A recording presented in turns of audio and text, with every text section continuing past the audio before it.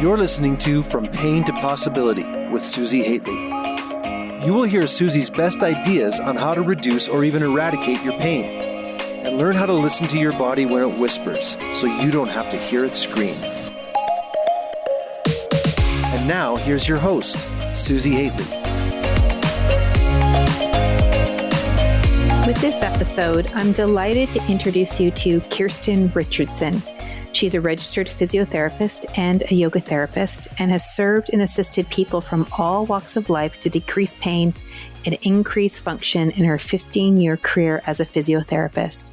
She's worked with people with orthopedic and neurological impairments, from sprained ankles to complete spinal cord injuries. And with the addition of yoga therapy principles into her practice, she has noticed a dramatically improved positive response from her clients. One thing before we get going into this episode, right near the end of the episode, as we were wrapping up, Kirsten's server crashed and she logged out of our connection. So what you'll hear near the end is a little bit of a fade off. I will place Kirsten's contact information in the show notes. So if you do want to reach out to her and connect with her, you can find her in the show notes. Enjoy the episode.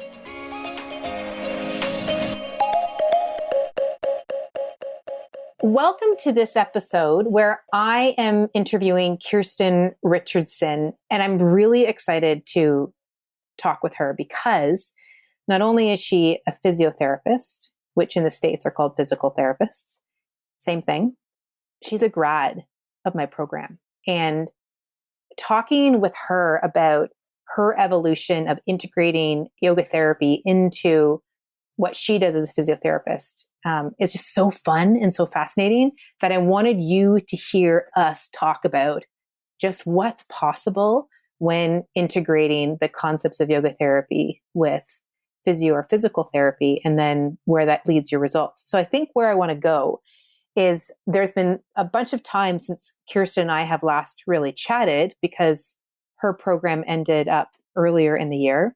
She's made a fantastic transition to doing physiotherapy by video. And we're going to talk a little bit about that. And I want to start though with where you began and what had you want to come into yoga and the transformation that you've had for yourself and the journey you had for yourself coming from being physio. Then you thought about leaving physio and just doing yoga. And then you ultimately came to this place. So maybe just do a few little bullets, because you and I have actually had a previous conversation which got into that a bit more and that I'll put in the show notes, but just a few little bullets for the people who aren't aware of you and where you've come from and then where you are now. Thanks, Susi. I'm really excited for this conversation as well, because they're always fascinating. So I finished my training as a physiotherapist in 2003 and started off, dove in, started working as a physiotherapist, and noticed pretty early on that I felt like I was missing something. I felt like there was more that I could do for the patients and the clients who I worked with, but I didn't have a tangible idea of what that was. And what that kind of morphed into over 10 or 12 years of working in that way was that I decided that I needed to fix people, that was my job, was to provide a fix. And that because I couldn't find what that extra piece was, I was failing at that, at providing the fix. So I started after 10 or 12 years of working in a career that that I felt really like I felt I was not good at. It got exhausting, so I started looking for other avenues, and I had started a yoga practice a few years prior to that time, and then I saw yoga therapy. And it just resonated with me really early on when I started the yoga therapy training that my job is not to fix people. And that's what drew me in. My job is to is to support people, is to help people see and feel how they move in a new way, is to help people recognize patterns of movement and thought, or movement at one place and movement at another. And that was just so freeing that I got hooked. And I might have swung the pendulum a bit too far. Like you said, I considered just dropping physio all the way and maybe focusing right in onto yoga therapy, because it felt so freeing. It felt so wonderful to not have this huge burden and exhaustion, really, of trying to fix people sitting on my shoulders. But through the process of my yoga therapy training, I was able to see how the physical skills and the physical tests and all of the things that I'd learned from my physiotherapy training and my work were still really valuable. I was ready to kind of throw them out. But they're still so valuable, and they became even more valuable when I could blend in the, let's just call it the psychosocial components that I learned really to appreciate through my yoga therapy training with you, and really learn to appreciate how our thoughts and our feelings have an impact on our movement. And, it goes in all directions. So that's when, at some point, it dawned on me that it would be a real shame to drop all of my physiotherapy training, because I do have a skill and an experience there that really complements the yoga therapy training that I've been through. And so now here I am providing physiotherapy, but always, always, always with this, it's almost like the addition of yoga therapy, like widened the lens, broadened my ability to see and feel within a therapeutic relationship or a therapeutic session, that now I am acknowledging the physical components, and certainly that's what I do. I prescribe movement. That's my thing. I'm a physical therapist, but the lens is broad enough to also include the psychological and the social components of both myself and the person who I'm working with face to face. So there's also, what I'm hearing is not just this idea of looking at what's objective and what the objective measures are, which you and I have spoken about as being quantitative measures, like things that are very easily measurable. Yes. And integrating in the measures that are a little more nuanced and have a little bit more, I would say in the past anyway, have been a bit more difficult to measure, which being the qualitative measures, but yet so incredibly important when you're deciding on what stimulus you're going to provide that enables that quantitative change. Yes. Wonderfully said, Susie. Yeah, there's no, it is really challenging to document and keep track of some of those more nuanced qualitative components, but they are still such valuable data points. And yes, and they do inform the stimulus that I would apply in the physical realm as well. It really outlines actually how, everybody talks about knowing, like, there's no treatment for a condition. Like, everybody says that, and that every person is unique. And I think people can say it, but putting it into practice really does become challenging. Because if you aren't able to see the uniqueness, like aren't able to apply the uniqueness, because people can see the uniqueness. But if you can't take that information and make it usable and to serve a person in their progress and in helping them move forward, because sometimes I think, just as an aside, that people can see the uniqueness and almost use it as a, well, if they worked that way, then this would work, right? If I put it on a spin on it that way. Yes. And And, my job would be so much easier if, and what I want to offer up, and I know it's not always like that, I'm just using that as an example. And that qualitative, subjective view is actually so essential, because when you can see it for what it is, you can actually utilize that as the context through which you apply the stimulus. And so you keep it in mind as being really, really, really important. I think about a story that a trainee and I had, we're having a conversation about. She's a kinesiologist who works in a physio clinic. And she was telling me, what do you do with the clients who are really pain focused? And I say, well, tell me about their pain focus. Like, give it to me. Tell me everything about what they're saying that has you think that they're pain focused. And she gave me the lowdown. And so then I started asking her some questions. I said, what do you know about her job? And what do you know about her family? And what do you know about this? And she said, you know what? I don't. Mm-hmm.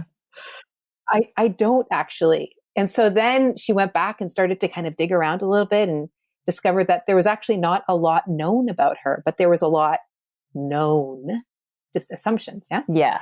And then when that started to shift, then the subsequent conversations I had with her were different. Yeah, I bet. What would you say to clinicians around, let's just go in there. Let's just go there about pain focus? Oh, goodness. Have I put you on the spot? No, it's fine. I love it. I'm just swirling, and where to begin on my swirl of thoughts here is what I'm goodnessing about. Well, let me start the conversation, because I think, to give you a little bit of some rope here, it's funny because when I hear that, I think for me, if I was to have a person A that is, someone might say is pain focused, I hear them telling a story about pain.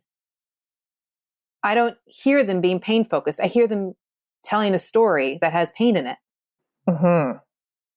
And so I want to know everything that they have to say about pain. Yes. Because when I understand where their viewpoint is on pain, then I understand their viewpoint on pain. And only at that point can I actually support them. Yes. So I don't actually see someone talking about pain as being pain focused. There just happens to be a focus in their story about pain. Mm-hmm. Another kind of playing off of that is they're coming. So when you initially ask, like, what do you say to clinicians about, about this idea of people being pain focused, is that they're coming to see me as the clinician because they're experiencing pain and they're looking for support to decrease their pain. So, I always get my back up a little bit, and that was my hesitancy in diving in and starting talking about this, because I get really riled up.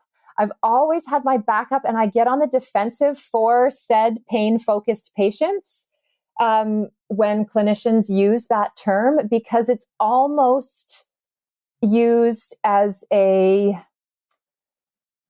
like you were saying before, it's almost like if a person's pain focused, then like, what can I do? They can't be pain focused, or else like we're not going to be able to apply, like we're not going to get anywhere, because they just, all they can do is focus on their pain.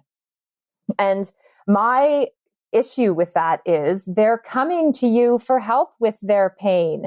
Of course, like they need to talk about this pain experience.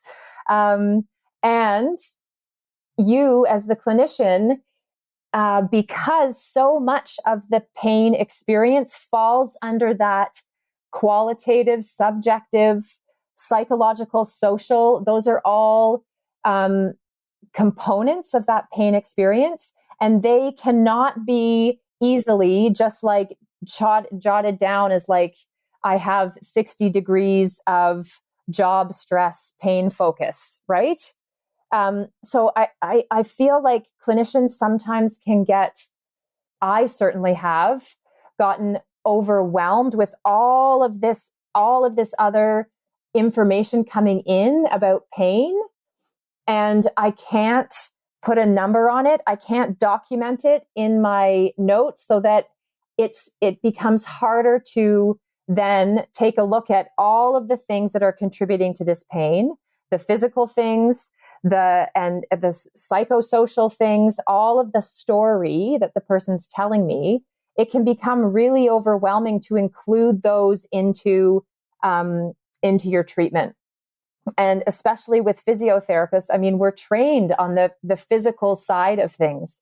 So it's almost an indication of overwhelm, perhaps, on the clinician side, that they just want to get the physical parts, and it's safe and comfortable to deal with a joint that doesn't move very well, or a so-called tight muscle or a weak muscle. Those we can address comfortably, but we're doing a disservice to our clients if we simply if we lump a person into this pain-focused silo category. It's like we're cutting off that whole huge component of their pain experience, and we're not willing to look at it. We're only willing to look at their physical symptoms and their physical presentation. And we do our best to work with those to create change in those physical symptoms, so that they're going back to I'm doing air quotes here, a normal kind of value. And quite often in this example, the patient isn't going to feel better. But now, because you haven't taken into consideration all of that other context, the psychosocial context, you're at a loss. You're like, well, the clinician's like, I don't know why they're not getting better. Their range of motion's improved, their strength's improved, but they're still feeling all of this pain. And then imagine how that feels on the receiving end, being the patient who's come to you for support to help reduce pain. And the physiotherapist is saying, well, I've done all this stuff, like all of these physical things are better. I don't like there must, there's this idea of then there's something wrong with the patient. They're pain focused and there's something wrong. So this is really great. So let's use that as I'll call it a problem, that there are more and more physiotherapists and physical therapists and PTA, like a PTS, like physical therapy assistants and other healthcare professionals who are coming to me and saying, I need help with this. And something that you and I had lots of conversations about during training was that there is not a correlation between a gain in range of motion or strength and a reduction of pain. Mm-hmm. And the ability to meet a person where they're at and be really present to the person changes the dynamic in the relationship, whereby how you do your work alters a little bit. So what was the change for you? Because you're still doing physio, mm-hmm. and you are doing some yoga, but in the physio world, then you've really resolved one of these big problems that health practitioners face. Yeah. So can you say that it was just your ability to be present with somebody? Can you say that it's like, what can you say? Because something very tangible is different. And you were even saying before we got on the call, you were saying that this process was it just enabled you to get into the video physio that started during the COVID. So what did you resolve as a physio that has enabled you to help people that might have fallen into that category of pain focus? What was the resolution? What has it been? So I think there's a few parts to it. But yes, I can say that it boils down to presence. And presence is no small thing, right, Susie? So, I mean, you can practice and and take all sorts of courses and work for years and years and years on presence. And there's always more. We can always learn another layer or another variation. But within that huge thing that, yes, is presence, there was that the presence really allowed me to like really acknowledge and appreciate that I was doing all of the things that I just ranted about from my last time talking. That if I decided that someone was pain focused, I would I would avoid talking about pain as much as possible and really try to focus in on the physical stuff. And it was this presence and this awareness of not only the person in front of me, but myself and my reaction and responses to them that really resolved all of this. Because I was able to face and say like, holy moly, I'm really doing a disservice to these people. And so being able to recognize that point when I'm talking with a client and some things are coming up and they're talking about their pain experience and they may talk for longer. And I could feel in myself, I could hear the thoughts of going, oh no, here we go again. And that just woke me right up. It just it snapped me out of it. And so then there's a shift towards, similar to what you were describing, tell me more. I want to get as much information from you as I possibly can to be able to inform this whole, your whole experience with pain. So it really did. It boiled down to presence. And what that means within a therapeutic relationship is that I am more and more aware of my judgments of how I'm integrating the information that's coming from people.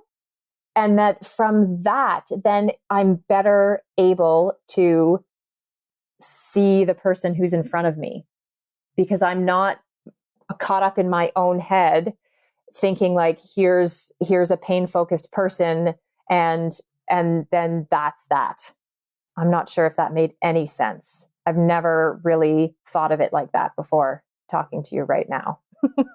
Well, I mean, what I heard is you're noticing your thought patterns. Yes. Around what you're thinking when you're hearing a person who you previously would have labeled as pain focused. And then you get to see what's going on in your own internal world about what you're making assumptions about around them. Mm-hmm. And then it snapped you out of something, of that state. Yeah. And it was like, okay, wow, this is not really serving somebody. How can I actually serve them? And something I've been doing more of is I'm trying to step away from the word judgment, because the word judgment can sometimes have a negative connotation for people who don't feel themselves as being judgmental person. And then they hear that they're being judgmental and it's like, oh, or it's like, no, I'm not. Like there tends to be some kind of resistance or pushback or like collapse around it. And so when I bring it up more about like thought patterns, just notice the thought patterns that are there and recognize the thought patterns. They aren't bad or they aren't good. They just are there. And what you start to really notice is when you become clear on them, how they impact. Like we've heard stories about talking to plants and how you can talk to one plant really nicely and talk to another plant really horribly. And then you see how the plants thrive. And I actually had a friend of mine do that experiment with thought, did the same thing with thought, and the same thing happened. So since so many of our thoughts are subconscious, when they do come up into our conscious awareness, it just becomes really, really interesting. And that really is the process of presence, which you sort of made a bit of a joke about, that it's like not easy, right? Mm-hmm. It can be hard sometimes to recognize that because we're facing ourselves, which the work is worth it, but it's, yeah, for sure, it can be absolutely challenging. And then when you get there, it's really interesting to be in that space where you can simply just be present to somebody and listen to them. And the power that comes from being listened to is extraordinary. And that in and of itself can make healing just happen. Like, we've all had the experience of being listened to, and we've all had the experience of someone not listening to us. And we might not be able to speak it necessarily and articulate it, but we just know that feeling. And that, I would summarize, is what you just said. Thank you. Which leads me into something else I wanted to bring up with you, which is something I've been pondering a lot really recently, which is about curiosity. And curiosity has been a theme through my teaching for a long time, but how I'm thinking about it is what's evolving. And that curiosity in oneself is really important in the recovery process. So often it's, what's the thing that's going to fix my thing? Yeah. A lot of things in that. And whereas it's really, what are these correlating patterns that make up the experience that I'm having? And it's in the pattern that the power lies. And if we can see and experience what's correlated to what, and actually before I did this recording, I was leading a training, and I said to people on the training, I said, okay, tell me everything that happened when you did that movement, like all of it, like give it to me. And I was like, I had to like kind of bolster them up, and they were like, well, my shoulder did this, and my hip did this, and I held my breath, and I'm like, yes, give it to me more. Like, because when do we ever celebrate when we're not moving well, right? It's like we want to sort of push it aside. It's like, no, let's actually really look at that and not see it as bad, and not even see the good movement as good, not to see the symptoms as bad, but really they're all just indicators, and the indicators are a communication strategy to us. And it's like on the dashboard of our car, the indicator simply means that something's up. It's in and of itself is not bad or good. It's just an indicator. And when we can see that as being curious about, like, all right, what's going on here? Then I think we can step back and have a little bit more perspective. Yes. And it becomes fun. Is that, Is that allowed for you to say? That's where I kind of like paused. Like, it really can become fun to work with your body in that way if this curiosity is nurtured. And if there's an appreciation then that the indicator is simply an indicator, then it just like blows open the possibilities to kind of try something and see what the indicator says. Does it come back on, or does it stay off? And then try something maybe a little bit different, and the indicator stays off for a few more hours. And then the clinician and the client are really working together to nurture that curiosity and to get feedback about what the client felt when the indicator was on, and what the client felt when the indicator was off. And it just expands the possibilities, and it's fun because it's not, no one's doing anything wrong when you're being curious and playful, right? There's permission to be curious and playful, and it becomes fun to do that. And even I'm sure even clients have said that it's fun to work in this way. Even clients who have been living with chronic pain for years are having fun exploring all of the various inputs and all of the various messages and signals from their body and their mind. What's so interesting is that it takes a lot of the seriousness out of it, although it's still very serious work. Mm-hmm. And it places you and your client or patient, however you want to see that, in a relationship, as opposed to one that's kind of power over and you know what's best, and enables them to really come to the table as being part of the solution.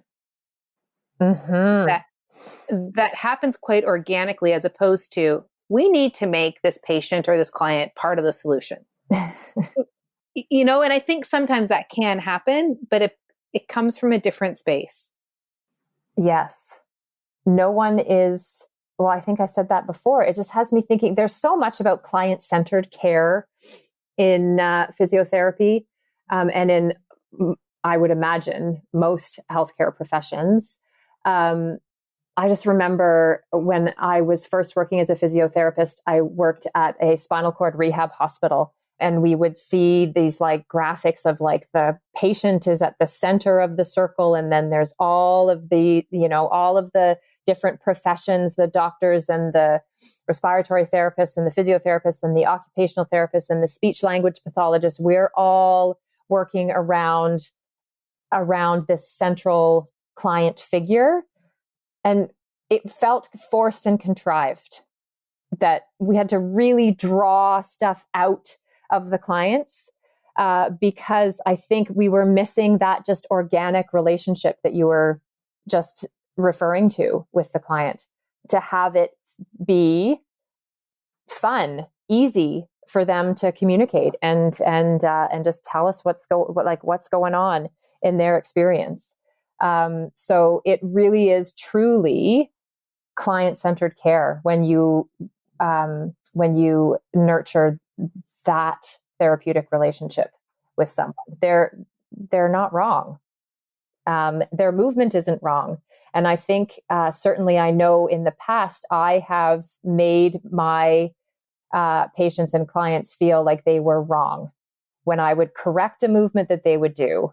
They're like, oh my gosh, I did that movement wrong. Or when I would correct a conclusion that they had come to about why they were feeling pain. And for whatever reason, I thought I had a different conclusion. So I would tell them what my conclusion was, and that made theirs wrong. So you can't, that's not client-centered care. What's client-centered care is nurturing that relationship of supporting the client in their awareness of their movement patterns, of their thought patterns, even that pertain to their movement or to their pain. And you're side by side moving through this together, having conversations about what comes up. What came up the last time they went for a walk, what came up in their low back, or it's a conversation. It's not a subjective interview anymore. So if you were going to offer to a physiotherapist or a medical doctor, massage therapist, chiropractor, and I could list, I could go on, right? Of someone who might be in a place of quandary around whether it's pain focus or whether it's I want to get out of this profession or something's not right, and they're seeking. Like intuitively, they know that there's a solution out there, and they are a skilled practitioner. And as you mentioned earlier in this episode, it would be a shame if the profession lost them. Mm-hmm. What do you have for them? What words of wisdom? What words of wisdom? So I'm going to back up just a little bit. I'm taking I'm doing an online mindfulness meditation course right now. And through that, there's like a message platform where people can post about their experiences and whatever within the course. And so one thing that I just read from one of the other participants today sounds like she's in that quandary of wanting more, wanting to change, and not quite sure what the next steps are. And what she said really rings true.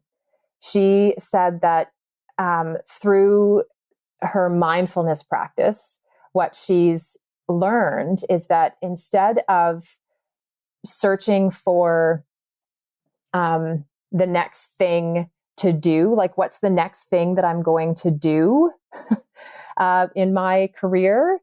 What she found was the more valuable question on this search was, who am I?